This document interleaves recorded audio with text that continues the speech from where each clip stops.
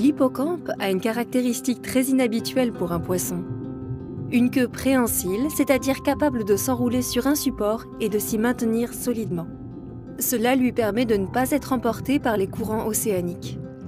Comment sa queue fonctionne-t-elle?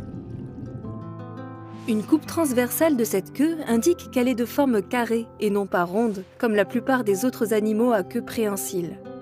Contrairement à une forme ronde, cette forme carrée permet à l'hippocampe d'avoir une surface de contact plus grande avec l'objet auquel il s'accroche et donc d'y rester plus fermement attaché.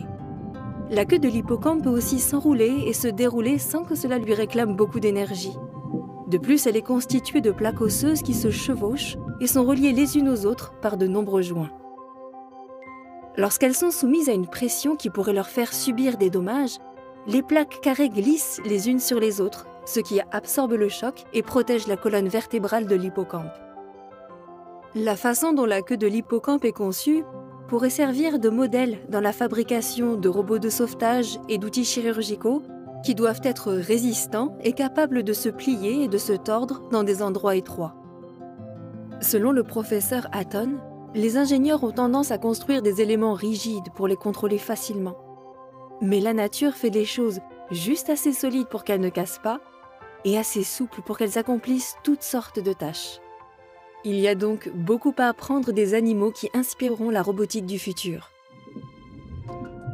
Qu'en pensez-vous? La queue de l'hippocampe est-elle le produit du hasard ou d'une conception?